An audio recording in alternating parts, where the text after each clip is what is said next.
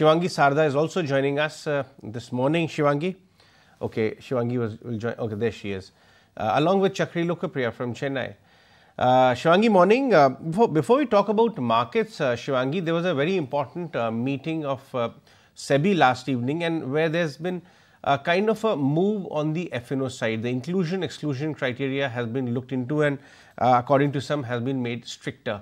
What did you make of it?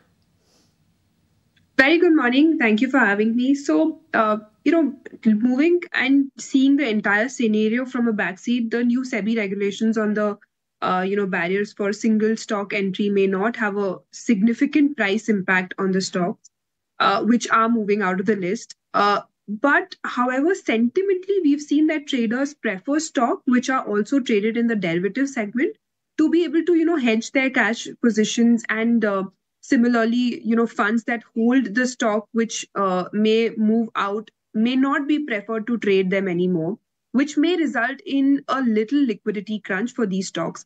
But overall, there is no impact as such. The stocks that move into the F&O will see a higher liquidity, of course, as compared to those stocks, and may see some price appreciation along with the higher volumes due to the positive sentiments here. However, 97 to 98% of the total derivative volume consists of trades in the index options. So single stock exit or entry, may not have the entire segment moving or the investor sentiment hampering in a very major way.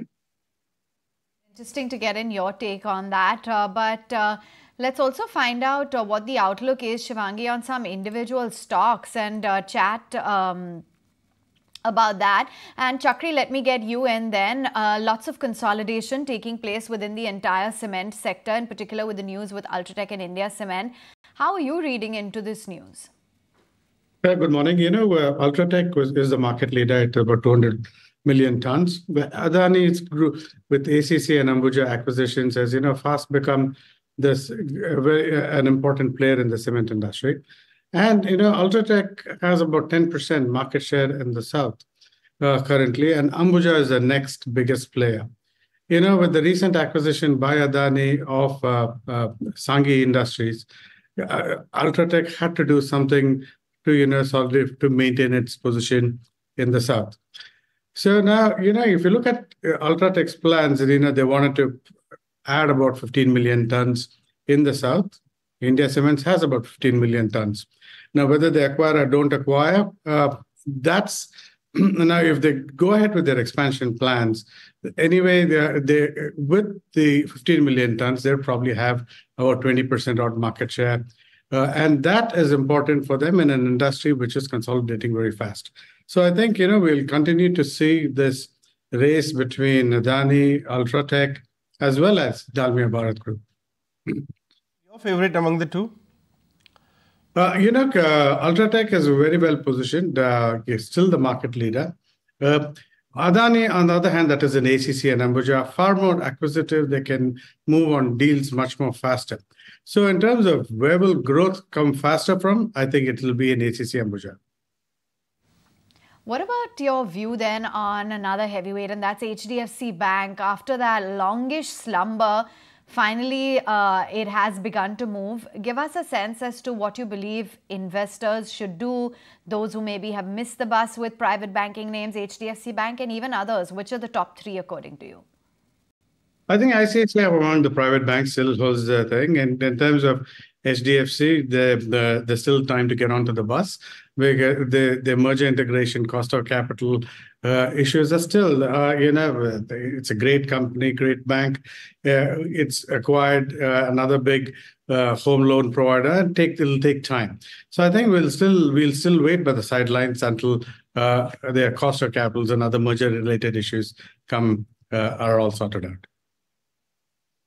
The chart for Star Insurance, as we were talking with Somit just a while back, how they have put out a very ambitious guidance of doubling their top line by 28, tripling their profits, and this is going to come on the back of strong efficiencies. At 528 Nuresh, remember this one used to grind between the 700, 800 mark, and for years, then came down to almost 480 odd. Now at 520 is all the negative in the price. all the selling absorbed, good time to get in, or you'd wait for some evidence? So if one has a longer term view and ready to digest some more sideways action, then yes, because if you look at the stock last had a fall in June 2022, wherein it went to for sub 500 for the first time. Then again in March 2023. And then again in this June, we were closer to sub 500. So what we see over the last 2 years, it has been tested 5-6 times. So ideally, it should not break 500, 480. If that breaks, it gets into a much more deeper correction. For now, indications are that the stock seems to be bottoming out, but it will be more convincing about 560, 570 levels. So the trade here is preemptively buy here with a stop loss at 500, or look for it to sustain above 560, 570, giving a confirmation of the trend change, and then get in. And then eventually the stock could make that recovery to 650, 800 again.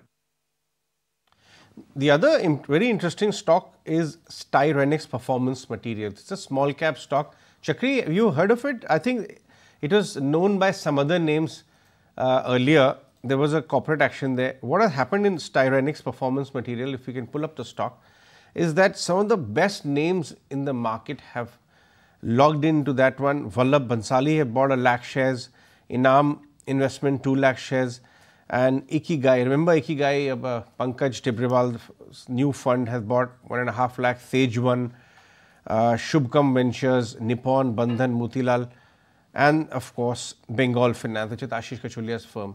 So that is Styrenix Performance Materials. Chakri, do you have any view on this one? No, I haven't looked at this company. Not really. Okay, let's do a chart check with Nuresh then. Nuresh, can you do a chart check for us? 800 odd right now. So it's an interesting company, Styrenix. It has seen a lot of changes on the management side. Also, the previous owners have come back after almost a decade or so. Price action wise, the whole sector has been doing well. You've looked at Supreme Petro doing well. And finally, the underperformer Bhansali Engineering has also come up. The stock last gave a breakout around that 1150, 1200 mark, then went up to 1600, paused, again gave a breakout and went up to 2200 odd levels. The previous all-time high was in 2021 around 1850. So that should be a short-term support, and that is where the deal has happened yesterday. Expecting it to consolidate given the large size of the deal. So from 1850 to 2200 would be the short-term range, but the longer-term chart has finally turned around and it could continue slowly and steadily. Okay.